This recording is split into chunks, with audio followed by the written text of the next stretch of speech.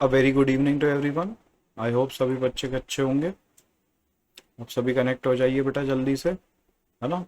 आज हमारा lecture number 20 होने वाला है।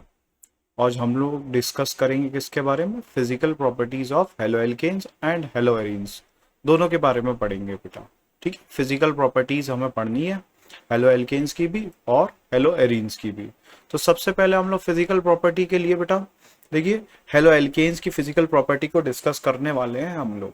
ठीक है, आज देखिए, चलिए मैं स्क्रीन के ऊपर चलता हूँ। आज हमारा लेक्चर नंबर 20 होगा बेटा। इसके बाद एक लेक्चर और रह जाएगा, एक या फिर probably 2 lectures will be left. तो उसमें हम लोग ना क्या कंप्लीट कर लेंगे कि जो हमारे इंपॉर्टेंट कंपाउंड्स होते हैं हेलो एल्केन्स और हेलो एरीन से रिलेटेड, जो इंपॉर्टेंट कंपाउंड्स हैं जैसे क्लोरोफॉर्म हुआ, फ्रीऑन्स हुए या फिर डीडीटी वगैरह हुआ, तो ये सारे कंपाउंड के बारे में भी हम लोग स्टडी कर लेंगे। इसके बाद हम लोग मोस्ट प्रोबेबली ना बेटा क्या करने वाले हैं कि हमारा जो एम रहेगा कि हम इसके बाद जो नेक्स्ट चैप्टर स्टार्ट करें वो होगा हमारा एल्कोहल, फिनॉल एंड ईथर, है ना भाई। एल्कोहल, फिनॉल, ईथर हम लोग स्टार्ट करेंगे। तो उसमें भी उसमें हमें ज़्यादा टाइम नहीं लगेगा, उसमें हमें प्रोबेबली कम टाइम लगेगा। रीज़न क्या है? रीज़न ये है क्योंकि मोस्ट ऑफ द रिएक्शन जो इम्पोर्टेंट पार्ट है SN1 SN2 वाला, वो हम कवर कर चुके हैं इस वाले चैप्टर में। इसी वाले चैप्टर से आपको जो रिएक्शन मैकेनिज्म मैंने आपको पढ़ाई है स्टार्टिंग में, उसमें ज़्यादा पूछा जाता है बेटा। ठीक है भाई, तो आज हम लोग स्टार्ट करने जा रहे हैं फिजिकल प्रॉपर्टी। चलिए मैं स्क्रीन के ऊपर लेके जाता हूँ आपको। स्क्रीन आपको विजिबल हो जाएगी बेटा।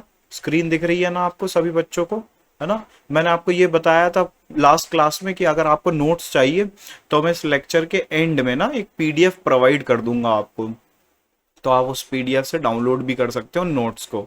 ठीक है भाई, और ये सारे नोट्स आप अपनी नोटबुक में ज़रूर नोट करें। तो उससे क्या होगा, आपको बेनिफिट हो जाएगा। उससे क्या होगा कि आपको ये सारी चीज़ें समझ में आने लगेंगी, याद होने लगेंगी। ठीक है भाई, चलिए स्टार्ट करते हैं हम लोग physical properties of haloalkanes. तो फिजिकल प्रॉपर्टीज मतलब क्या है? हमें मतलब उसके आउटर लुक्स के बारे में बात करनी है, ना कि हमें क्या देखना है कि वो कैसा बिहेव कर रहा है, मतलब कंपाउंड उसका इंट्रैक्शन क्या है, वो तो हम ऑलरेडी पढ़ चुके हैं केमिकल प्रॉपर्टीज के अंदर। अब जो हमारे पास है बहुत ईजी पार्ट है, वो क्या है हमारे लिए? फिजिकल प्रॉपर्टीज वाला।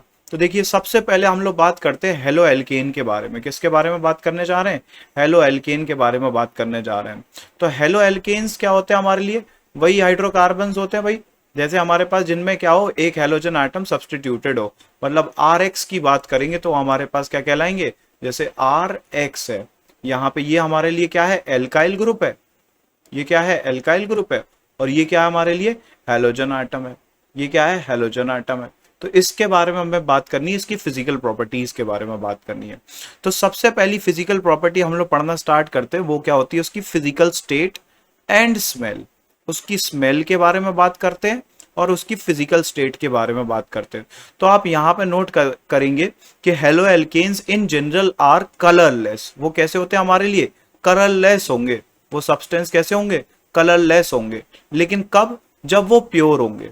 जब वो प्योर फॉर्म में अवेलेबल होंगे तो वो कैसे होंगे भाई? कलरलेस होंगे। ठीक है भाई, ये पहली बात हमें पता चली कि हेलो एल्केन्स कैसे होने वाले हैं? कलरलेस होंगे। And they are sweet smelling liquid. Sweet smelling liquid का मतलब क्या है कि भाई उनकी खुशबू कैसी होगी भाई? बहुत अच्छी सुंदर सी खुशबू आ रही होगी उनकी, तो वो हमारे लिए क्या होंगे? स्वीट स्मेलिंग लिक्विड होंगे। ठीक है भाई, उनकी खुशबू अच्छे आने वाली है। तो ये हमें दो इंपॉर्टेंट पॉइंट पता चले कि they are generally colourless when present in pure state and they are sweet smelling compound. समझ में आई बात? नेक्स्ट देखते हैं हम लोग। अब यहाँ पे पर्टिकुलरली बात की गई है ब्रोमाइड की। किसकी बात की गई है बेटा? ब्रोमाइड्स की। ब्रोमाइड्स एंड पर्टिकुलरली आयोडाइड्स, ये क्या होते हैं? इनके बीच में कलर हो जाता है। ये डेवलप क्या कर लेते? कलर कर लेते। Develop colour when expose to light. When expose to light, इनके अंदर क्या डेवलप हो जाएगा बेटा? कलर डेवलप हो जाएगा। ठीक है भाई। How ever the lower member like methyl chloride, methyl bromide, ethyl chloride, ये तो हमारे लिए कैसे होंगे? कलरलेस ही होंगे।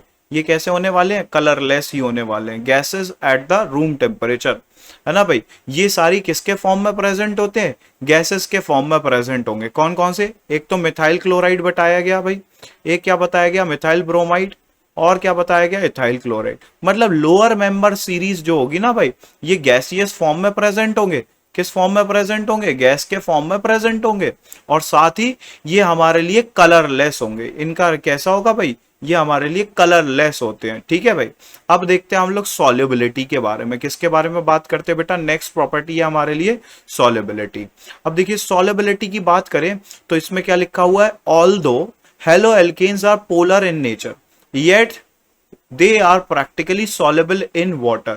वो क्या है भाई, स्लाइटली सॉल्युबल होते हैं, स्लाइटली सॉल्युबल इन वाटर लिखा हुआ। रीजन क्या है मैं आपको बताता हूं। यहां पर रीजन क्या होता है कि हमारे पास जो हेलो एल्केन्स होते हैं ना, आगे पढ़ते देखिए क्या लिखा है, in order for a haloalkane to dissolve in water energy is required to overcome the attraction between the haloalkane molecules and break the hydrogen bond between water molecule. तो जो हमारे पास वाटर होता है ना बेटा, उसके बीच में कौन सी बॉन्डिंग हो रही होती है, हाइड्रोजन बॉन्डिंग हो रही होती है। तो जब हेलो एल्केन को डिसॉल्व होना है तो उनको इतनी एनर्जी तो चाहिए कि वो पानी के हाइड्रोजन बॉन्ड को तोड़ सके, तो इतनी एनर्जी उनके पास सफिशियंट नहीं होती है, तो वो स्लाइटली सॉल्युबल है। देखिए भाई क्या लिखा है, वेरी स्लाइटली सॉल्युबल होते हैं प्रैक्टिकली। हम लोग क्या सोचते हैं कि पोलर पोलर का इंटरेक्शन अच्छा होगा, मतलब वाटर और हेलो एल्केन अच्छे से सॉल्युबल हो जाएंगे। क्यों, क्योंकि ये कंपाउंड भी कैसा है, पोलर है, और ये कंपाउंड भी कैसा है, पोलर है। तो हम तो ये सोचते हैं कि अच्छे से डिसॉल्व हो जाएंगे, पोलर पोलर की मिक्सिंग अच्छी हो जाएगी, लेकिन यहाँ पे ऐसा नहीं होता। रीजन क्या है, यहाँ पे सबसे अच्छा रीजन क्या दिया गया है, in order for a haloalkane to dissolve in water. तो जब हमें हेलो एल्केन को वाटर के अंदर डिसॉल्व करना है तो क्या लिखा है, energy is required to overcome the attraction. तो वहां पे क्या रिक्वायर्ड है, एनर्जी रिक्वायर्ड है। वहां पे क्या रिक्वायर होगी हमें, energy is required to overcome the attraction between the haloalkane molecule and break the hydrogen bond. ये सबसे इंपॉर्टेंट बात लिखी है कि हाइड्रोजन बॉन्ड को तोड़ने के लिए हमें क्या देनी पड़ेगी, एनर्जी देनी पड़ेगी। However, इसके आगे क्या लिखा है, However, haloalkanes are not able to form hydrogen bond with the water. वो हाइड्रोजन बॉन्ड का फॉर्मेशन नहीं करा सकते हैं वाटर के साथ, and therefore less energy is released. तो वहां पे एनर्जी क्या होगी, कम रिलीज होगी। And when new attractions are set up between the haloalkane and the water molecule because of these are not strong. तो मतलब वहां पे स्ट्रॉन्ग नहीं बनने वाला है। अगर पानी में डिसॉल्व हो भी गया तो वहां पे नॉट एज स्ट्रॉन्ग लिखा है। क्या लिखा है, not as strong as the original, not as strong as the original. सीधी सीधी बात लिखी है। हाइड्रोजन बॉन्ड अगर वहां पे बनाने की कोशिश भी करी आपने तो वहां पे इतना अच्छा हाइड्रोजन बॉन्ड नहीं बनेगा। तो यहां पे क्या लिखा है, as a result the solubility of haloalkane in water is very very low. यही बात लिखी है कि वहां पर सॉल्युबिलिटी क्या हो जाएगी, हेलो एल्केन की पानी के अंदर बहुत कम हो जाएगी, वो अच्छे से डिसॉल्व नहीं हो पाते। इसका रीजन क्या बताया गया कि वो जो हमारे पास हेलो एल्केन है वो हाइड्रोजन बॉन्ड को ब्रेक करने के लिए उनके पास सफिशिएंट एनर्जी नहीं होती, उनके पास सफिशिएंट एनर्जी नहीं होती है, इसीलिए। अब क्या लिखा है, however chloro bromo and iodo derivative are soluble in organic solvent. क्या बात लिखी है यहाँ पे, वो किसके अंदर सॉल्युबल होते हैं, सॉल्युबल इन ऑर्गेनिक सॉल्वेंट, है ना भाई, such as alcohol, ether and benzene. वो ऑर्गेनिक सॉल्वेंट के अंदर तो क्या हो जाएंगे बेटा, सॉल्युबल हो जाएंगे। ठीक है भाई, ये इंपॉर्टेंट बात है। हेलो एल्केन वाटर के अंदर सॉल्युबल नहीं है, लेकिन किसके अंदर सॉल्युबल हो जाते हैं, ईथर के अंदर, एल्कोहल के अंदर और बेंजीन के अंदर सॉल्युबल हो जाएंगे। रीजन क्या दिया गया, because new intermolecular forces between haloalkane and solvent molecule have much the same strength as one being broken and in the separate haloalkane solvent molecule. मतलब सिंपल सी बात बताई गई है कि हमारे पास जो न्यू इंटरमॉलिक्यूलर फोर्स है ना, जो किसके बीच में लग रहा है, halo alkane and solvent molecule के बीच में, वो ऑलमोस्ट बराबर स्ट्रेंथ का होता है। वो कैसा होता है, ऑलमोस्ट बराबर स्ट्रेंथ का होता है। तो इसीलिए यहां पे क्या होता है हमारे लिए, ये डिसॉल्व हो जाते हैं किसके अंदर, एल्कोहल, ईथर और बेंजीन के अंदर। तो सॉल्युबिलिटी में हमने दो बातें सीखी बेटा। क्या सीखी कि अगर हमारे पास वाटर के अंदर सॉल्युबिलिटी देखेंगे हेलो एल्केन की तो वो तो कम होती है। रीजन क्या होती है कि वहां पे पानी के हाइड्रोजन बॉन्ड तोड़ने के लिए हेलो एल्केन के पास सफिशिएंट एनर्जी नहीं होती है। तो दूसरा हमने क्या देखा है कि वो किसके अंदर सॉल्युबल होते हैं, वो सॉल्युबल होते हैं एल्कोहल के अंदर, ईथर के अंदर और बेंजीन के अंदर। वो अल्कोहल के अंदर सॉल्युबल हो जाएंगे, ईथर के अंदर सॉल्युबल हो जाएंगे और बेंजीन के अंदर सॉल्युबल हो जाएंगे। रीजन क्या होता है कि उनके बीच में जो नए इंटरमॉलिक्यूलर फोर्सेस बनते हैं ना, वो ऑलमोस्ट सिमिलर स्ट्रेंथ के बनते हैं, वो किसके बनते हैं, ऑलमोस्ट सिमिलर स्ट्रेंथ के बनते हैं। अब आते हैं हम लोग नेक्स्ट टॉपिक जो है हमारे लिए डेंसिटी, इसके बारे में भी बात कर लेते हैं बेटा, डेंसिटी के बारे में बात करते हैं।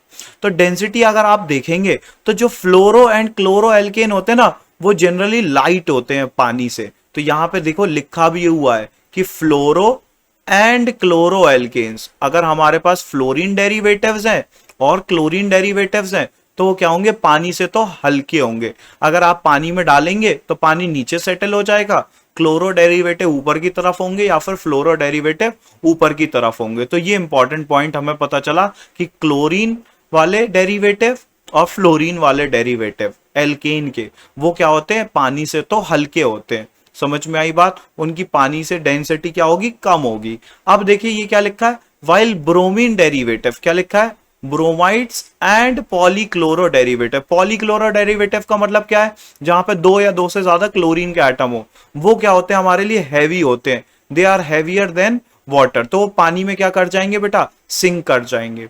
तो देखो अगर जनरल हम लोग ऑर्डर निकालते हैं ना तो जनरल ऑर्डर क्या आता है कि जो हमारे पास फ्लोराइड होते हैं उनकी डेंसिटी क्या होती है, कम होती है as compare to chloride, as compare to bromide, और सबसे ज्यादा डेंसिटी किसकी हो जाएगी, आयोडाइड की हो जाएगी। अब रीजन पता है क्या है, आप ऐसा सोच लीजिए ना, अगर हम लोग मास के बेसिस पे कंपेयर करें, किसके बेसिस पे कंपेयर करें, मास के बेसिस में, तो आपको पता है फ्लोरीन का मास कम होगा as compare to chlorine, as compare to bromine, और फिर आयोडीन का मास तो सबसे ज्यादा होगा। अब जिसका मास ज्यादा है वो जल्दी से डूब जाएगा, पानी के अंदर नहीं डूब जाएगा। तो जनरली हमारे पास ब्रोमाइड और आयोडाइड तो पानी से भारी होते हैं, तो ये पानी के नीचे क्या हो जाएंगे, सेटल हो जाएंगे, जबकि क्लोराइड और फ्लोराइड फ्लोट करते हैं। लेकिन अगर यहाँ पे पॉलीक्लोरो डेरिवेटिव हुए, पॉलीक्लोरो डेरिवेटिव का मतलब क्या है भाई, जहां पे हमारे पास बहुत सारे क्लोरीन लगा दूं मैं, बहुत सारे क्लोरीन लगा दूं, अब क्या हो गया भाई, इसकी डेंसिटी तो पानी से हाई हो जाएगी। रीजन क्या है, क्योंकि यहाँ पे क्या है भाई, भारी हो गया ना ये मॉलिक्यूल, भारी हो गया तो ये नीचे डूब जाएगा पानी में, तो फिर ये हमारे लिए आंसर आ जाएगा। तो देखो यहाँ पे कुछ एग्जाम्पल भी दिए हुए हैं, जैसे ये वाला कंपाउंड दिया हुआ है हमें, और ये वाला कंपाउंड दिया है, और ये वाला कंपाउंड दिया है। ये देखो यहाँ पे डेंसिटी कंपेयर करके भी बताई गई है। तो सबसे ज्यादा डेंसिटी किसकी लग रही है आपको, आप डेंसिटी बोलेंगे कि सर हमारे लिए तो आयोडीन वाले डेरिवेटिव की डेंसिटी हाई है। रीजन क्या है कि वहां पे आयोडीन प्रेजेंट है, आयोडीन का मास क्या होता है, हाई होता है एज कंपेयर टू ब्रोमीन, तो ब्रोमीन का मास हाई होता है एज कंपेयर टू क्लोरीन। तो देखिए इस क्लोरीन वाले डेरिवेटिव की डेंसिटी तो कम है एज कंपेयर टू ब्रोमीन वाले की। अच्छा ये बताइए वाटर की डेंसिटी कितनी होती है, अगर हम वाटर से कंपेयर करके देखें तो वाटर की डेंसिटी होती है जनरली 1 ग्राम पर ml। कितनी होती है बेटा, 1 ग्राम पर ml। तो आप बताइए पानी के अंदर डूब कौन कौन से जाएंगे कंपाउंड, सर ये ब्रोमीन वाला डूब जाएगा, ये आयोडीन वाला डूब जाएगा, और पानी होगा फिर उसके ऊपर कौन सा वाला होगा हमारे लिए, क्लोरीन वाला। तो अगर मैं आपसे लेयर बना के पूछूं, मान लेते हैं मैंने यहाँ पे एक कंपाउंड बना, इस तरीके से लेयर वाला बना के मैं पूछता हूं आपसे, यहाँ पे मैंने 4 लेयर बना दी, ठीक है भाई। एक लेयर ये है मेरे लिए, ये वाली एक लेयर है, और फिर एक लेयर मेरे लिए ये वाली है, येलो कलर से बनाई है मैंने, और एक लेयर ये वाली है जो मैंने इस कलर से बनाई है, और एक लेयर मेरे लिए ऊपर है जो कि मैंने किस कलर से बनाई है, इस ग्रीन कलर से रिप्रेजेंट की है। तो आप मुझे बता दीजिए कि यहाँ पे ग्रीन वाला कंपाउंड कौन सा होगा। तो देखिए अगर हम लोग देखें तो सबसे नीचे तो कौन सा सेटल हो जाएगा, ये आयोडीन वाला डेरिवेटिव हो जाएगा, RI वाला सेटल हो जाएगा। फिर कौन सा सेटल हो जाएगा, ये RBr वाला सेटल हो जाएगा। देखो 1.1335 है ना ग्राम पर ml में, और फिर उसके बाद क्या आ जाएगा बेटा हमारे लिए, वाटर आ जाएगा, और उसके ऊपर कौन होगा भाई, ये RCl वाला होगा, क्योंकि यहाँ पे तो एक ही क्लोरीन लगा रखा है। तो समझ में आ रही है बात, इस तरीके से हम लोग डेंसिटी भी क्या कर सकते हैं, कंपेयर कर सकते हैं। तो वाटर की डेंसिटी देखो, वाटर कहाँ पे आ रहा है, तो इनकी सेपरेट सेपरेट लेयर फॉर्म हो जाएंगी अगर हम लोग इनको एक बीकर के अंदर डाल के रख दें। तो वहां पे RI की एक लेयर बन जाएगी, RBr की बन जाएगी, फिर वाटर की होगी, और फिर किसकी होगी, क्लोरीन की होगी, क्लोराइड डेरिवेटिव की होगी सबसे ऊपर लेयर। रीजन क्या है, क्लोरीन हल्का है, देखो यहाँ पे डेंसिटी क्या है इसकी, कम है ना भाई। इनके बीच में लाई कर रहा होगा वाटर, वाटर की कितनी बताई मैंने, 1 ग्राम पर ml, है ना भाई, 1 ग्राम पर ml इनके बीच में लाई कर रहा होगा ना, यहां पे लाई कर रहा होगा। अब देखते हैं हम क्या लिखा है, with increase size of the alkyl group. अगर एल्काइल ग्रुप का साइज इंक्रीज होता है तो वहां पे डेंसिटी क्या होती है, the density of the alkyl halide go on decreasing, वो क्या होने लगती है, डिक्रीज होने लगती है। रीजन क्या होता है, यहाँ पे आप बोलेंगे सर मास तो इंक्रीज हो रहा है, ये डिक्रीज क्यों होने लगा। यहाँ पर रीजन क्या होता है, द डेंसिटी, यहाँ पे रीजन क्या होता है कि हमारे पास नॉन पोलर कैरेक्टर डेवलप होने लगते। कैसे डेवलप होने लगते, नॉन पोलर कैरेक्टर। अब देखो यहाँ पे छोटी सी चेन थी, यहाँ पे मिथाइल आयोडाइड हमने कैसा लिया है भाई, छोटा सा लिया है, ये देखो मिथाइल ग्रुप है, लेकिन यहाँ पे कौन सा ग्रुप ले लिया, इथाइल ग्रुप, और यहाँ पे तो देखो हमारे लिए प्रोपाइल ग्रुप है, और यहाँ पे ब्यूटाइल ग्रुप है। तो जैसे जैसे हमने बड़ी चेन ली तो वहां पे नॉन पोलर कैरेक्टर बनने लगे। कैसे कैरेक्टर बनने लगे, नॉन पोलर कैरेक्टर, और वो क्या होते हैं भाई, एक तरीके से एक दूसरे को रिपेल करते हैं, पसंद नहीं करते हैं। तो उनकी डेंसिटी क्या होती है भाई, इंक्रीज की जगह क्या होने लगती है, कम होने लगती है। तो यहाँ पे ये इंपॉर्टेंट पॉइंट है बेटा, इंपॉर्टेंट पॉइंट क्या नोट करेंगे, with increase in size of alkyl group the density of alkyl halide goes on decreasing. ये इंपॉर्टेंट पॉइंट है, इस पे बेस्ड क्वेश्चन भी पूछा गया है, इस पे बेस्ड क्वेश्चन भी पूछा गया है बेटा, नीट में क्वेश्चन पूछा गया है इस पे बेस्ड, बिल्कुल यही डेटा गिवन था, है ना भाई, इसी पे बेस्ड क्वेश्चन पूछा गया। उन्होंने पूछा है कि आपको कुछ कंपाउंड दे दिए गए थे, कि मिथाइल आयोडाइड दे दिया और इथाइल आयोडाइड दे दिया, और ये प्रोपाइल आयोडाइड और ये ब्यूटाइल आयोडाइड, और इनकी डेंसिटी को कंपेयर करा लिया गया। तो देख रहे हैं आप कितना डिटेल में क्वेश्चन पूछ रहे हो। इस तरीके से मिथाइल आयोडाइड दिया है, इथाइल आयोडाइड दिया है, प्रोपाइल आयोडाइड है और ब्यूटाइल आयोडाइड है। तो यहां पे क्या हुआ है भाई, डेंसिटी को कंपेयर करा रहे हैं वो। तो डेंसिटी को कंपेयर करा सकते हैं इस तरीके से, ठीक है बेटा, डिक्रीज हो जाएगी। रीजन क्या है, नॉन पोलर कैरेक्टर होते हैं वहां पे। कैसे कैरेक्टर डेवलप हो जाएंगे, नॉन पोलर कैरेक्टर डेवलप हो जाएंगे। अब देखिए क्या लिखा है इसमें, the density also increases with the increases in the atomic mass. अब देखिए यहां पे जब हेलोजन की बात होगी तब मास के बारे में बात करेंगे हम लोग। तो देखो यहाँ पे तो 2 क्लोरीन लगा रखे, यहां 3 लगा दिए, और यहाँ पे 4 लगा दिए। तो देखो डेंसिटी भी तो इंक्रीज हो रही है, तो डेंसिटी भी क्या हो रही है, इंक्रीज हो रही है। यहाँ पे डेंसिटी भी आपको इंक्रीज होती हुई नजर आ रही होगी। रीजन क्या है, क्या यहाँ पे देखो डेंसिटी ज्यादा है या नहीं है, 1.595 है, तो ऑलमोस्ट 1.6 के आसपास है, और यहाँ पे ऑलमोस्ट 1.5 के आसपास है, यहाँ पे 1.3 के आसपास है। तो यहाँ पे क्या हो रहा है बेटा, जैसे जैसे हमारे पास क्लोरीन बढ़ाते जा रहे हैं हम, तो यहाँ पे देखो, यहाँ पे तो 2 क्लोरीन थे और यहाँ पे 3 क्लोरीन है, और यहाँ पे कितने हो गए भाई, 4 क्लोरीन हो गए। तो 4 क्लोरीन का मास बढ़ गया नहीं बढ़ गया, तो 4 क्लोरीन का मास इंक्रीज हो गया, तो उसकी वजह से क्या हो जाता है, इनकी डेंसिटी भी क्या हो जाती है, इंक्रीज हो जाती है। तो इस पॉइंट को भी आपको नोट करना है, द डेंसिटी ऑल्सो इंक्रीजेस, क्या लिखा है, the density also increases with the increase number of atomic mass of the halogen. तो जैसे जैसे हेलोजन का मास इंक्रीज हो जाए या फिर नंबर इंक्रीज हो जाए, तो वहां पे डेंसिटी भी क्या होने लगेगी, इंक्रीज होने लगेगी। तो आप ये साफ साफ एग्जांपल देख रहे हैं कि यहाँ पे हमारे पास मिथाइल क्लोराइड था, और यहाँ पे हमारे लिए क्या था भाई, ये देखिए भाई, यहाँ पे डाइक्लोरोमीथेन था, यहाँ पे क्लोरोफॉर्म है, और इसको क्या बोलेंगे, पायरीन। देखिए बेटा, हो सकता है कुछ डिस्कनेक्ट हो गया था भाई, डिस्कनेक्ट हो गया था, शायद इंटरनेट की कुछ प्रॉब्लम हो रही थी। अब देख लेते हैं हम एक बार फिर से, मैं आपको रिपीट करके बता देता हूँ। यहाँ पे क्या हुआ है हमारे लिए, क्या बताया गया, the density also increases with the increasing number of halogen atom. अगर हेलोजन एटम बढ़ते हैं बेटा तो वहां पे एटॉमिक मास भी इंक्रीज हो जाता है, तो उनकी डेंसिटी भी क्या हो जाती है, इंक्रीज हो जाती है।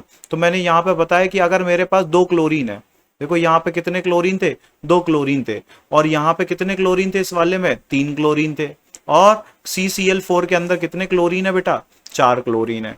तो 4 क्लोरीन में मास भी तो ज्यादा हो जाएगा। जब उस कंपाउंड का मास हाई हो गया तो वहां पे डेंसिटी भी क्या हो जाती है बेटा, इंक्रीज हो जाती है। यहाँ पर डेंसिटी भी क्या हो जाती है, इंक्रीज हो जाती है। अब यहाँ पे 3 क्लोरीन थे तो यहाँ पे 4 क्लोरीन थे, तो कंपैरेटिव तो इसकी डेंसिटी कम होनी चाहिए, तो इसकी डेंसिटी कम आती है निकल के। यहाँ पे 2 क्लोरीन है तो इसके कंपैरेटिवली और कम आती है।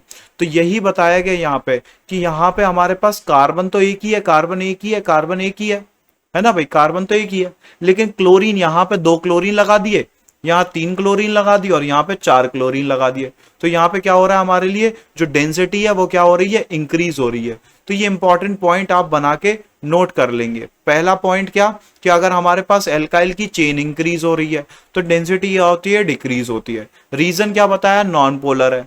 यहाँ पे देखिए मैंने बताया आपको यहाँ पे कि अगर हमारे पास number of halogen atom increase होंगे तो वहां पे एटॉमिक मास इंक्रीज होगा, और एटॉमिक मास इंक्रीज होगा तो डेंसिटी भी क्या हो जाएगी, इंक्रीज हो जाएगी।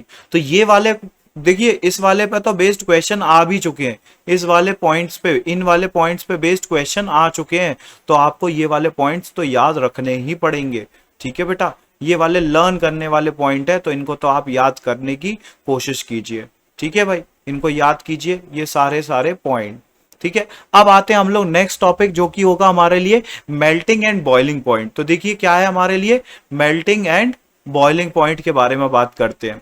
मेल्टिंग एंड बॉइलिंग पॉइंट क्या होता है, तो इसमें क्या लिखा है, देखिए सबसे पहले पढ़िए क्या लिखा है, molecule of organic halogen compound are generally polar. वो कैसे होते हैं, पोलर होते हैं नेचर में, ये अभी मैंने बताया आपको वो कैसे होते हैं, पोलर होते हैं। Due to polarity as well as high molecular mass. तो अगर वो पोलर है और उनका मास कैसा है, हाई है, as compare to the parent hydrocarbon, मतलब जो उनके पेरेंट हाइड्रोकार्बन है, जैसे अगर हम लोग मिथाइल क्लोराइड की बात कर रहे हैं तो उसका पेरेंट हाइड्रोकार्बन कौन हो गया, मीथेन हो गया।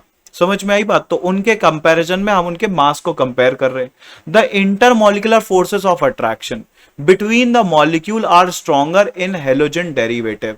तो उनके बीच में फोर्स ऑफ अट्रैक्शन क्या होती है, हाई होती है। तो यहां पे क्या लिखा गया है, ये इंपॉर्टेंट पॉइंट है जो आपको नोट करना है, the intermolecular forces of attraction, the intermolecular forces of attraction between the molecule are stronger in halogen derivative। Reason क्या है, अब देखिए वो क्या करेंगे, एक दूसरे को अट्रैक्ट करेंगे ना, वहां पे कौन कौन से इंट्रैक्शन लगते हैं, वहां पे लगते हैं डाइपोल डाइपोल के इंट्रैक्शन, या फिर वहां पे लग सकता है वांडरवॉल फोर्सेस लग सकती हैं। वांडरवॉल फोर्सेस क्या होती हैं बेटा, वीक फोर्सेस ऑफ अट्रैक्शन होती हैं, जिनकी वजह से क्या होता है भाई, वहां पे क्या होता है, एक तरीके से strong intermolecular forces of attraction act कर रही होती है, तो जिसकी वजह से उनका मेल्टिंग पॉइंट और बॉइलिंग पॉइंट कंपैरेटिवली हाई होता है। तो देखिए क्या लिखा है, as a result melting point of chloride bromide, देखिए भाई melting and boiling point of, क्या लिखा है, melting and boiling point of chloride bromide and iodide are considerably higher. वो उनका मेल्टिंग पॉइंट कैसे होने वाला, हाइयर होता है उनके हाइड्रोकार्बन के कंपैरिजन में, उनके हाइड्रोकार्बन के कंपैरिजन में, of that the comparable molecular mass. तो यहां पे इंपॉर्टेंट बात क्या समझ में आई आपको, यहां पे जो इंपॉर्टेंट बात नोट करनी है कि जो हमारे पास फोर्सेस ऑफ अट्रैक्शन है, क्या बोला मैंने, the intermolecular forces of attraction are high. वो क्या होती है उनके बीच में, हाई होती है, स्ट्रांग होती है, तो जिसकी वजह से उनका मेल्टिंग और बॉइलिंग पॉइंट क्या हो जाता है, इंक्रीज हो जाता है। क्या बोला मैंने, intermolecular forces of attraction, intermolecular forces of attraction वो बढ़ जाती हैं, तो उसकी वजह से उनका मेल्टिंग पॉइंट और उनका बॉइलिंग पॉइंट भी क्या हो जाता है बेटा, इंक्रीज हो जाता है। ये यहां पे नोट करने वाली बात है कि क्या बोला मैंने, intermolecular forces of attraction high हो गई तो वहां पे मेल्टिंग पॉइंट भी इंक्रीज हो गया और बॉइलिंग पॉइंट भी क्या हो गया, इंक्रीज हो गया। ये इंपॉर्टेंट बात है यहां पे नोट करने की। अब देखिए क्या लिखा है, amongst themself the following trends are observe. इनके बीच में कौन कौन से ट्रेंड ऑब्जर्व होते हैं वो भी देखते हैं हम लोग। For the same alkyl group, अगर एल्काइल ग्रुप वहां पे सेम है ना भाई, alkyl chloride, alkyl bromide, alkyl iodide, for the following order, तो वहां पे ऑर्डर क्या आता है, आर आई क्या होगा भाई, उसका सबसे ज्यादा होगा, ऑर्डर क्या आ जाएगा, ये वाला आ जाएगा। अब ये किसके बेसिस पे दे रहे हैं, एल्काइल ग्रुप तो सेम है, तो फिर ये हम लोग किसके बेसिस पे दे रहे हैं, यहां पे बता रहे हैं मास के बेसिस पे। तो फ्लोरीन का मास कम है तो जल्दी से इवापोरेट हो जाएगा या फिर बॉयल हो जाएगा, तो फ्लोरीन का मास क्या होता है, कम होता है, तो वो जल्दी से बॉयल हो जाता है। आयोडीन देखिए भाई, आयोडीन का सबसे हाई है।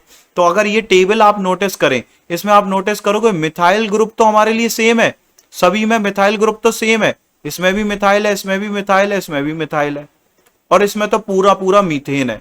तो देखो सबसे हाई बॉइलिंग पॉइंट किसका है, सबसे हाई बॉइलिंग पॉइंट है आयोडीन वाले का। किसका है, आयोडीन वाले का। रीजन क्या है, रीजन क्या है, वहां पे आयोडीन का मास क्या होता है, हाई होता है, तो इतनी जल्दी से उड़ थोड़ी ना पाएगा, तो उसको ज्यादा एनर्जी देनी पड़ेगी, ज्यादा एनर्जी देंगे तभी तो वो बॉयल होगा। और यहाँ पे देखो ब्रोमीन है, तो ब्रोमीन का मास आयोडीन के कंपैरिजन में कम होता है, तो बॉइलिंग पॉइंट भी वहां पे क्या हो जाता है, कम हो जाता है। अब यहाँ पे देखो क्लोरीन है, तो वहां पे और कम हो जाएगा। यहाँ फ्लोरीन है, सबसे छोटा है, तो ये फटाक से क्या हो जाएगा, बॉयल हो जाएगा।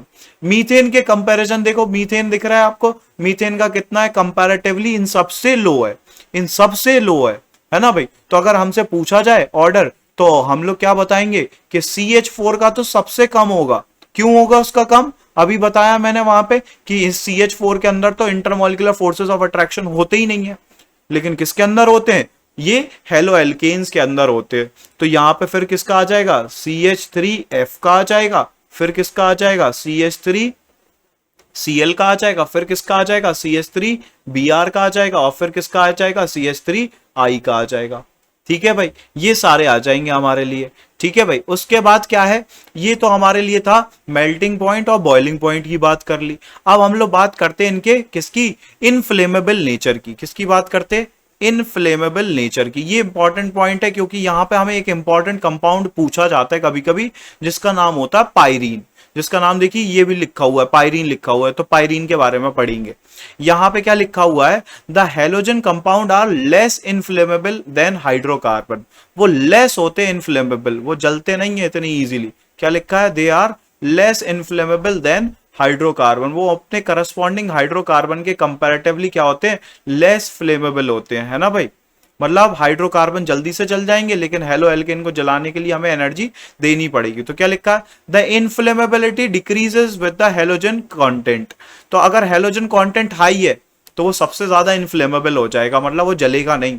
समझ में आई बात? तो यहाँ पे पायरीन है, तो पायरीन के अंदर कितने होते हैं बेटा? CCl4 होता है। इसको क्या बोलते हैं? पायरीन। अब इसके अंदर देखो कितने कार्बन के साथ में 4 क्लोरीन के बॉन्ड बने हुए हैं। कितने क्लोरीन के बॉन्ड बने हुए? 4। तो यहां पे क्या हो जाएगा? इसमें तो हेलोजन का कंटेंट सबसे ज्यादा है, तो ये इतनी अच्छे से जलने वाला नहीं है। तो कार्बन टेट्राक्लोराइड, क्या लिखा है? कार्बन टेट्राक्लोराइड लिखा हुआ है ना, ये कार्बन टेट्राक्लोराइड CCl4। CCl4 इसको हम लोग किसके अंदर यूज करते हैं? इसको हम लोग किसके अंदर यूज करते हैं? फायर एक्सटिंग्विशर में यूज करते हैं। और किस नाम से? पायरीन के नाम से बुलाते हैं बेटा। किसके नाम से बुलाते हैं? पायरीन के नाम से बुलाते हैं। ठीक है भाई, तो ये CCl4 हमारे लिए क्या हो गया? पायरीन हो गया, और इतनी अच्छे से जलता भी नहीं है।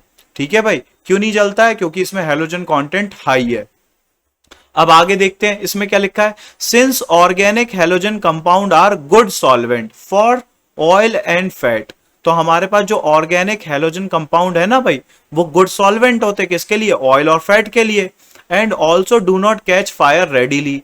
For example polychloro compound such as tri and tetrachloroethane are widely used as solvent for dry cleaning. तो उन्हीं को हम लोग किस में इस्तेमाल करते हैं? ड्राई क्लीनिंग में। तो कुछ लोग बोलते हैं मेरे से कि सर हम तो पेट्रोल इस्तेमाल करते हैं ड्राई क्लीनिंग में, ये इस्तेमाल करते हैं, वो इस्तेमाल करते हैं।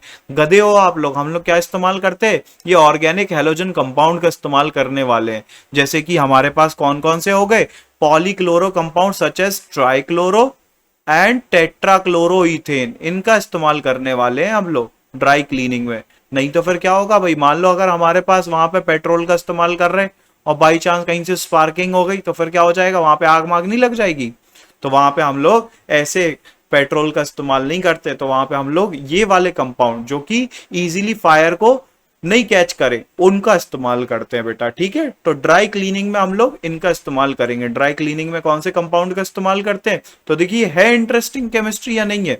कैसे कि हमारे पास ड्राई क्लीनिंग में देखिए ये हेलोजन डेरिवेटिव वाले कंपाउंड इस्तेमाल हो रहे हैं। तो ये आपको कुछ बच्चों को तो नया लग रहा होगा कि सर ये कैसी बात कर रहे हो, हमें तो पता था पेट्रोल।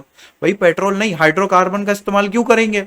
हाइड्रोकार्बन तो फ्लेमेबल है। अभी हमने देखा कि जो हमारे पास हाइड्रोकार्बन होते हैं वो कैसे होते हैं? फ्लेमेबल होते हैं।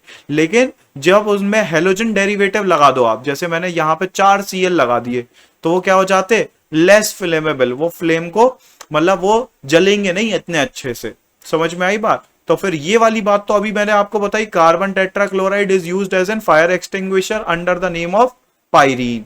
पायरीन के नाम से हम उसे किसके फॉर्म में यूज करते हैं? फायर एक्सटिंग्विशर में यूज करते हैं। और कौन सा कंपाउंड होता है? पायरीन कौन सा कंपाउंड होता है? CCl4 होता है। ठीक है भाई, तो CCl4 का इस्तेमाल करते हैं।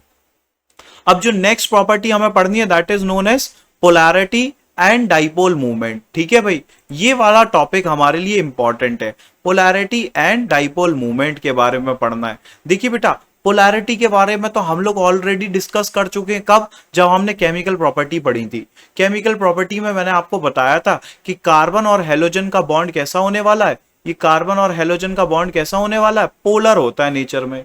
कैसा होता है, पोलर होता है नेचर में। रीजन क्या बताया था कि ये जो हमारे पास हेलोजन एटम होते हैं ये कैसे होते हैं, इलेक्ट्रोनेगेटिव होते हैं। ये कैसे होते हैं, इलेक्ट्रोनेगेटिव होते हैं। तो देखो फ्लोरीन दिख रहा है आपको, इसकी इलेक्ट्रोनेगेटिविटी तो सबसे हाई है, तो सबसे ज्यादा पोलर बॉन्ड किसका होगा, कार्बन और फ्लोरीन का होगा। फिर देखो ये क्लोरीन दिख रहा है आपको, इसकी इलेक्ट्रोनेगेटिविटी 3 है। ये ब्रोमीन है, इसकी और कम हो गई, और आयोडीन की और कम हो गई। तो सबसे ज्यादा पोलर बॉन्ड कहां पे नजर आएगा, कार्बन और फ्लोरीन का बॉन्ड सबसे ज्यादा पोलर होगा। सबसे ज्यादा पोलर बॉन्ड किसका होगा, कार्बन फ्लोरीन का, फिर कार्बन क्लोरीन का, फिर कार्बन ब्रोमीन का, और फिर कार्बन आयोडीन का। रीजन क्या होगा, यहाँ पे जो है ना ये फ्लोरीन होगा ना, खींच खींच के इलेक्ट्रॉन अपने पास रख लेगा। फिर क्लोरीन थोड़ा सा खींचेगा, ब्रोमीन और कम खींचेगा, फिर आयोडीन थोड़ा बहुत ही खींचता है। समझ में आई बात। तो यहाँ पे क्या लिखा, the carbon halogen bond in the halo alkane is polar because of electronegativity difference. ये इंपॉर्टेंट बात लिखी है, क्या लिखी है, द कार्बन हेलोजन बॉन्ड, क्या लिखा है भाई, the carbon halogen bond in halo alkane is polar because of electronegativity difference. किसकी वजह से होता है वो, इलेक्ट्रोनेगेटिविटी डिफरेंस होता है किसके बीच में, between carbon and the halogen atom. अभी बताया मैंने कार्बन और हेलोजन एटम के बीच में क्या है, ये बॉन्ड पोलर है। रीजन क्या है, इनके बीच में इलेक्ट्रोनेगेटिविटी का डिफरेंस है। As we move from fluorine to iodine the electronegativity decreases, है ना भाई। तो इलेक्ट्रोनेगेटिविटी डिक्रीज होती है। तो सबसे हाई इलेक्ट्रोनेगेटिविटी किसकी है बेटा, फ्लोरीन की है। इनफैक्ट पूरे पीरियोडिक टेबल में सबसे हाई इलेक्ट्रोनेगेटिविटी किसकी होती है, फ्लोरीन की होती है। उसके बाद किसकी होती है, क्लोरीन की, फिर किसकी होती है, ऑक्सीजन की, फिर किसकी होती है, नाइट्रोजन की। तो देखिए ये हमारे लिए ऑर्डर है। फ्लोरीन की इलेक्ट्रोनेगेटिविटी देखो कितना दी हुई है, 4 दी हुई है। फ्लोरीन की इलेक्ट्रोनेगेटिविटी 4, क्लोरीन की कितनी दी हुई है बेटा, 3 दी हुई है। ब्रोमीन की कितनी दी हुई है, 2.8 दी हुई है। और आयोडीन की कितनी गिवन है, 2.5। तो सबसे हाई इलेक्ट्रोनेगेटिविटी किसकी है, फ्लोरीन की है। तो आगे क्या लिखा पढ़िए, therefore the polarity of carbon halogen bond that is CX bond, यही तो बताया मैंने यहाँ पे CX bond, hence the dipole movement of the halo alkane should also decrease accordingly. तो डाइपोल मूवमेंट भी उसी तरीके से। अब डाइपोल मूवमेंट क्या होता है, बहुत सारे बच्चों को डाइपोल मूवमेंट नहीं पता होगा, तो मैं बता देता हूँ डाइपोल मूवमेंट क्या होता है। डाइपोल मूवमेंट होता है हमारे लिए Q बराबर, डाइपोल मूवमेंट को हम लोग कैसे बताएंगे, Q इंटू डी से रिप्रेजेंट कराते हैं, म्यू बराबर Q इंटू डी, है ना भाई। ये एक वेक्टर क्वांटिटी होती है डाइपोल मूवमेंट। किसके ऊपर डिपेंड करती है, दो चार्जेस के बीच में, कि उनके ऊपर चार्ज कितना आ रहा है ना भाई, उनके ऊपर कितना चार्ज आ रहा है ना भाई, और उनके बीच के डिस्टेंस के बीच में डिपेंड करती है, उनके बीच के डिस्टेंस के बीच में डिपेंड करती है। तो अगर हम लोग यहाँ पे देखें, यहाँ पे हमारे लिए कार्बन और फ्लोरीन का बॉन्ड है प्रेजेंट, यहाँ पे कार्बन और क्लोरीन का बॉन्ड है प्रेजेंट, और यहाँ पे कार्बन और ब्रोमीन का बॉन्ड है प्रेजेंट, और यहाँ पे कार्बन और आयोडीन का बॉन्ड है प्रेजेंट। तो आप देखेंगे यहाँ पे डाइपोल मूवमेंट किसका हाई दिखा रहे हैं सबसे ज्यादा, यहाँ पे डाइपोल मूवमेंट दिखा रहे हैं हाई कार्बन और क्लोरीन के बॉन्ड को। देखो यहाँ पे ना एक आप नोटिस करोगे कि यहाँ पे ये वाला नंबर तो छोटा होता है, देखो फ्लोरीन वाला कम हो गया और ये वाला बढ़ गया, तो यहाँ पे कार्बन और क्लोरीन का डाइपोल मूवमेंट सबसे हाई होता है। ये बात नोट करने वाली है, यहाँ पे कार्बन और क्लोरीन का जो डाइपोल मूवमेंट होगा वो हाई होगा। रीजन क्या देते हैं हम लोग इसका, देखिए क्या लिखा है यहाँ पे क्या लिखा है, the lower dipole movement of CH3F and CH3Cl is due to the small size of fluorine. किसकी वजह से है ये, स्मॉल साइज ऑफ फ्लोरीन की वजह से है। किसकी वजह से है, फ्लोरीन का स्मॉल साइज होता है। Although the magnitude of negative charge on fluorine atom is much more larger, तो मतलब फ्लोरीन के ऊपर जो नेगेटिव चार्ज आ रहा है ना, वो तो उसका एक्सटेंट तो हाई है, लेकिन यहाँ पे साइज कैसा रह गया, फ्लोरीन का छोटा रह गया। समझ में आई बात, एज कंपेयर टू क्लोरीन। तो उसकी वजह से वहां पे क्या हो गया, डाइपोल मूवमेंट हम लोग कंपेयर कैसे करेंगे भाई, तो जो हमारे पास डाइपोल मूवमेंट का सही ऑर्डर आएगा वो आप यहाँ पे नोट कर लीजिए बेटा। कैसे लिखेंगे हम लोग डाइपोल मूवमेंट का सही ऑर्डर, यहाँ पे होगा CH3Cl का सबसे हाई होगा, फिर किसका होगा, CH3F का होगा, फिर किसका होगा बेटा, CH3Br का होगा, और सबसे लास्ट में किसका होगा, CH3I का होगा। ये वाला सही ऑर्डर होने वाला है हमारे लिए, ठीक है भाई। ये ऑर्डर आपको याद करना पड़ेगा। इसमें खास बात क्या बताई मैंने कि फ्लोरीन वाला देखिए भाई पीछे खिसक जाता है। रीजन क्या होता है, यहाँ पे एक्सेप्शन आप बोल सकते हैं एक तरीके से। एक्सेप्शन क्यों बोलेंगे, क्योंकि यहाँ पे साइज कैसा है, फ्लोरीन का छोटा है, जिसकी वजह से हमें उसे पीछे रखना पड़ा क्लोरीन के कंपैरिजन में। ठीक है भाई, तो डाइपोल मूवमेंट एक वेक्टर क्वांटिटी होती है, समझ के बेटा। तो ये था हमारे लिए क्या भाई, बॉन्ड लेंथ भी हम इसके बेसिस पे कंपेयर कर सकते हैं। अब देखो कार्बन और फ्लोरीन दो छोटे छोटे एटम है, तो इनकी बॉन्ड लेंथ क्या होगी, कम होगी। देखो दो छोटे छोटे हैं, ये भी सेकंड पीरियड का है, ये भी सेकंड पीरियड का है, तो दोनों की बॉन्ड लेंथ क्या है, 139 पिकोमीटर, है ना भाई। और इसको देखो ये सेकंड पीरियड का है, लेकिन ये थर्ड पीरियड का, इसमें एक शेल एक्स्ट्रा आ गई क्लोरीन के अंदर, तो इसकी बॉन्ड लेंथ और इंक्रीज हो गई। ये तो फोर्थ पीरियड का आ गया और ये फिफ्थ पीरियड का आ गया आयोडीन, तो फिर यहाँ पे तो सबसे ज्यादा बॉन्ड लेंथ होगी। अगर मैं आपसे पूछूं बॉन्ड स्ट्रेंथ के बारे में बेटा, यहीं पे मैं क्वेश्चन डाल देता हूं कि बॉन्ड स्ट्रेंथ भी कंपेयर कर दो, तो आप बोलोगे सर कार्बन और आयोडीन का बॉन्ड तो सबसे वीक होगा, सबसे वीक होने वाला है कार्बन और आयोडीन का बॉन्ड। क्यों? क्योंकि वो लंबा है ना बॉन्ड, है ना भाई, वो लंबा बॉन्ड है तो जल्दी से टूट जाएगा।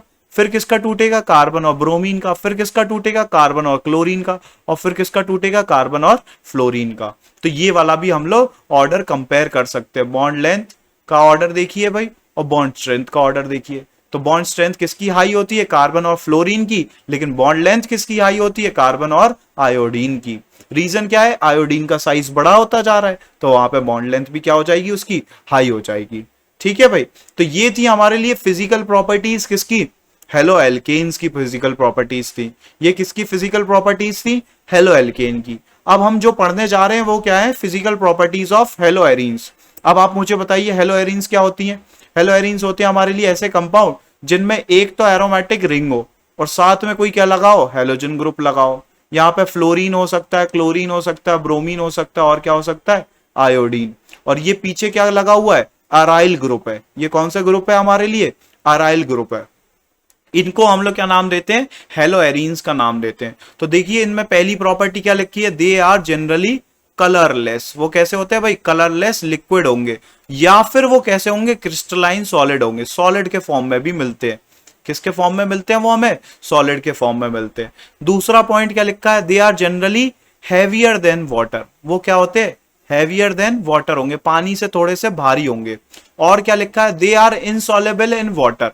वो पानी के अंदर घुलते नहीं है, वो इजीली पानी के अंदर घुलने वाले नहीं है, वो पानी के अंदर घुलते नहीं है। कौन, हेलो एरीन्स की बात हो रही है यहाँ पे, एरोमेटिक हाइड्रोकार्बन्स की बात हो रही है ना भाई, हेलो एरीन्स की बात हो रही है। But soluble in organic solvent, वो किसके अंदर घुल जाएंगे, ऑर्गेनिक सॉल्वेंट के अंदर घुल जाएंगे। मतलब बेंजीन ले लो, टोलुइन ले लो, उनके अंदर वो सब क्या हो जाएंगे, डिसॉल्व हो जाएंगे।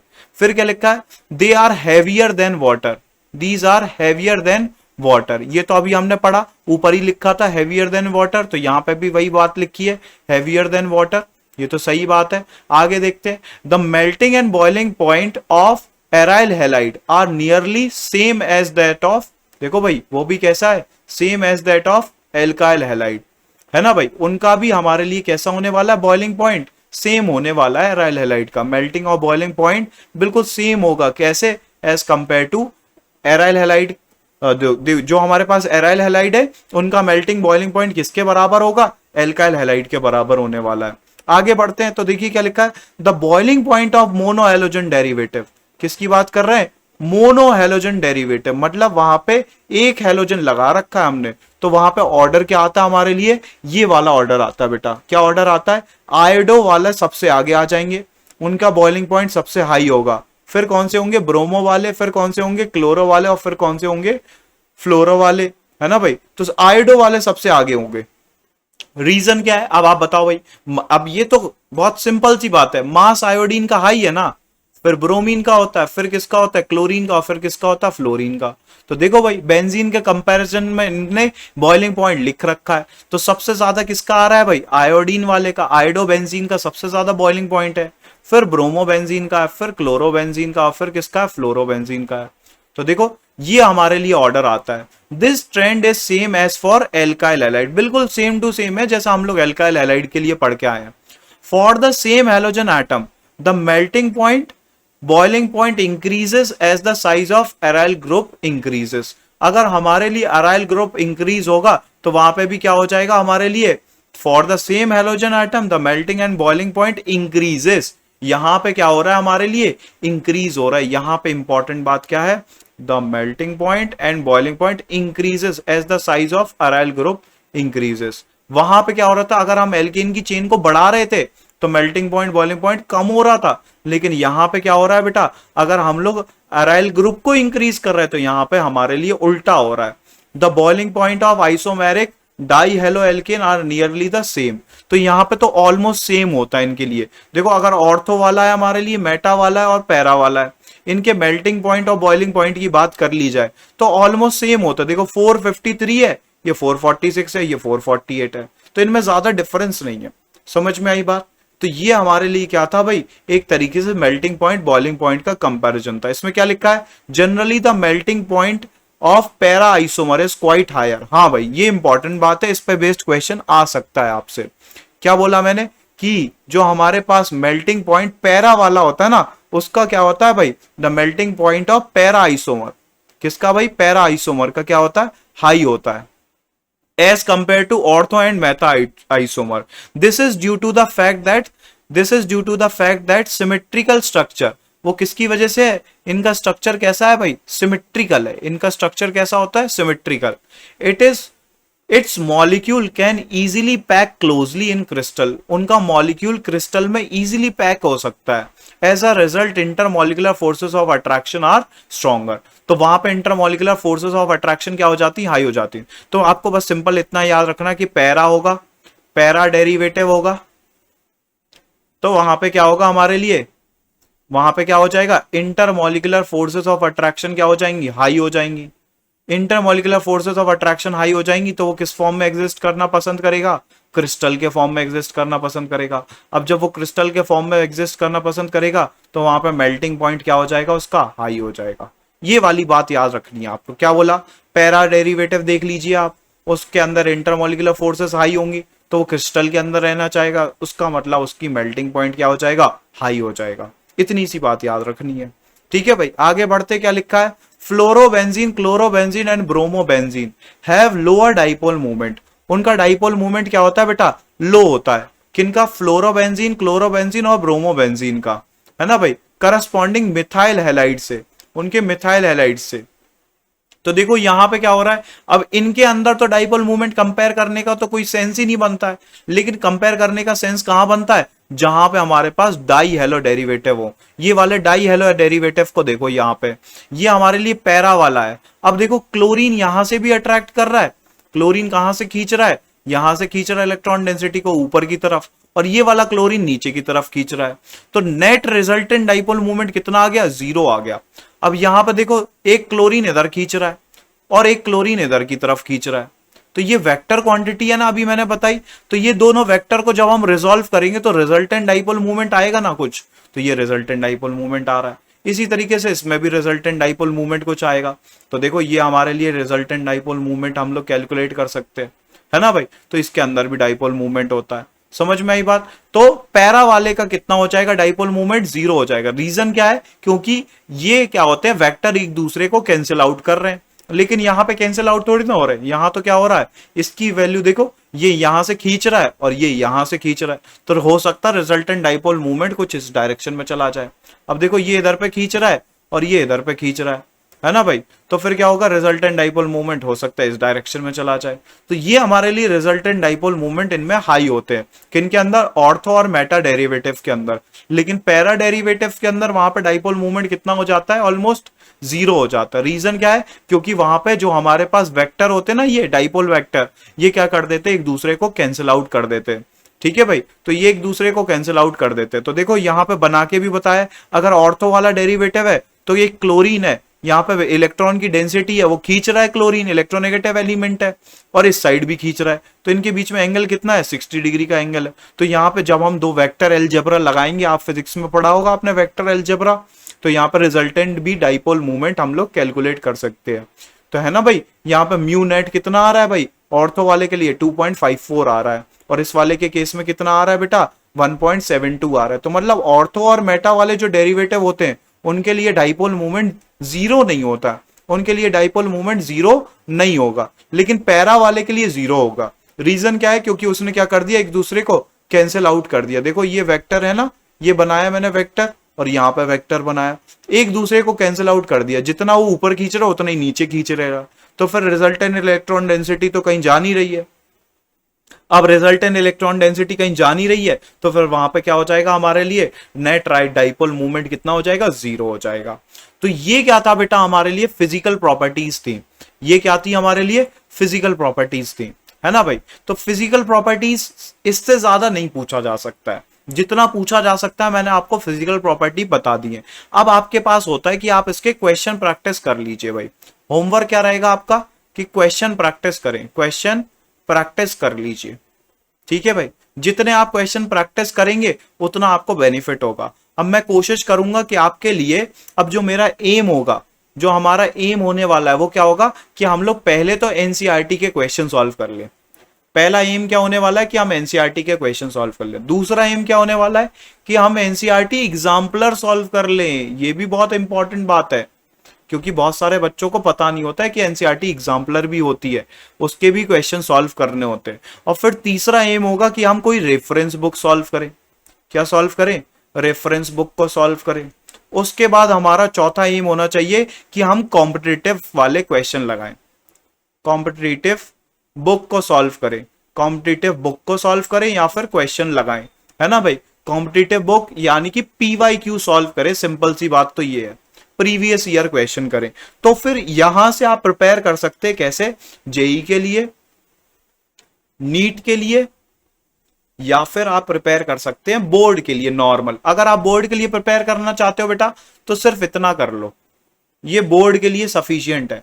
अगर आप बोर्ड के लिए प्रिपेयर करना चाहते हो, अगर आप जेई और नीट के लिए प्रिपेयर करना चाहते हो तो फिर एनसीईआरटी लगाओ सबसे पहले, फिर एनसीईआरटी एग्जाम्पलर, फिर रेफरेंस बुक और फिर कॉम्पिटिटिव वाली बुक यानी कि पीवाईक्यू सॉल्व कर लो। इतना सॉल्व कर लोगे तो आपका जेई हो जाएगा, नीट भी हो जाएगा क्वालिफाई, ठीक है भाई।